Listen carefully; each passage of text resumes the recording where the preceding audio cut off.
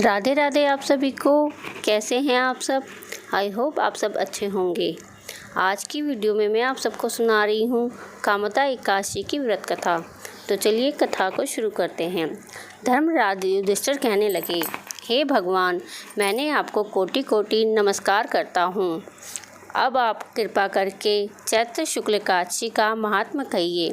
श्री कृष्ण कहने लगे कि हे धर्मराज, यही प्रश्न एक समय राजा दिलीप ने गुरु वशिष्ठ से किया था और जो समाधान उन्होंने किया वो सब मैं तुमसे कहता हूँ।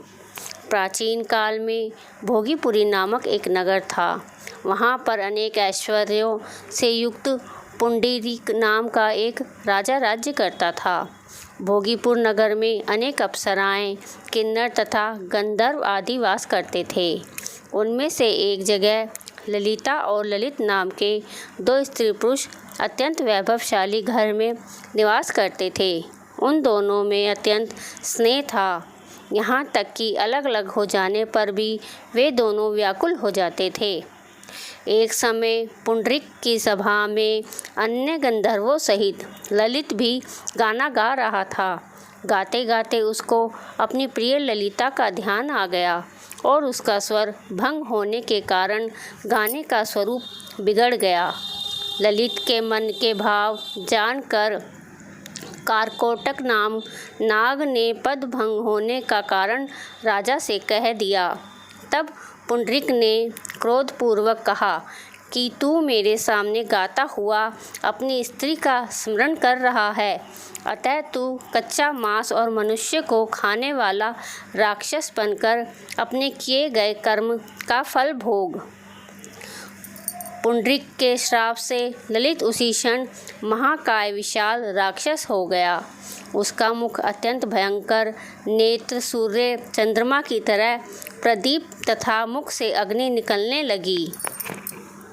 उसकी नाक पर्वत की कंदरा के समान विशाल हो गई और गर्दन पर्वत के समान लगने लगी। सिर के बाल पर्वतों पर खड़े वृक्ष के समान लगने लगे तथा भुजाएं अत्यंत लंबी हो गई। कुल मिलाकर उसका शरीर 8 योजन के विस्तार में हो गया। इस प्रकार राक्षस होकर वह अनेक प्रकार के दुख भोगने लगा। जब उसकी प्रियतमा ललिता को यह वृत्तांत मालूम हुआ तो उसने अत्यंत खेद हुआ और वह अपने पति के उद्धार का यत्न सोचने लगी। वह राक्षस अनेक प्रकार के घोर दुख सहता हुआ घने वनों में रहने लगा। उसकी स्त्री उसके पीछे पीछे जाती और विलाप करती रहती।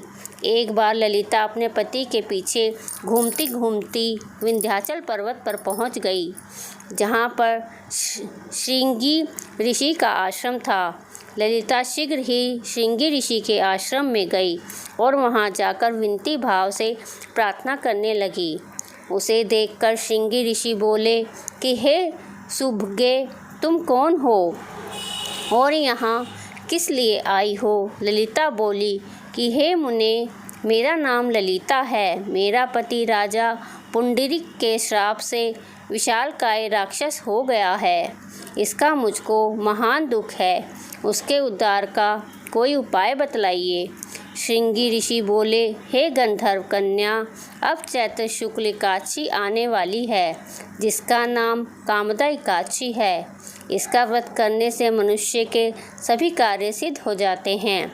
यदि तू कामदा एकादशी का व्रत कर उसके पुण्य का फल अपने पति को दे तो वह शीघ्र ही राक्षस योनि से मुक्त हो जाएगा और राजा का श्राप भी अश्वमेघ शांत हो जाएगा। मुनि के ऐसे वचन सुनकर ललिता ने चैत्र शुक्ल एकादशी आने पर उसका व्रत किया और द्वादशी को ब्राह्मणों के सामने अपने व्रत का फल अपने पति को देती हुई भगवान से इस प्रकार प्रार्थना करने लगी, हे प्रभु, मैंने जो यह व्रत किया है इसका फल मेरे पति देव को प्राप्त हो जाए, जिससे वह राक्षस योनि से मुक्त हो जाए। एकादशी का फल देती ही उसका पति राक्षस योनि से मुक्त होकर अपने पुराने स्वरूप को प्राप्त हुआ। फिर अनेक सुंदर वस्त्र आभूषणों से युक्त होकर ललिता के साथ विहार करने लगा। उसके पश्चात वे दोनों विमान में बैठकर स्वर्गलोक को चले गए। वशिष्ठ मुनि कहने लगे कि हे राजन, इस व्रत को विधि पूर्वक करने से समस्त पाप नष्ट हो जाते हैं तथा राक्षस आदि की योनि भी छूट जाती है। संसार में इसके बराबर और कोई दूसरा व्रत नहीं है। इसकी कथा पढ़ने या सुनने से वाजपेयी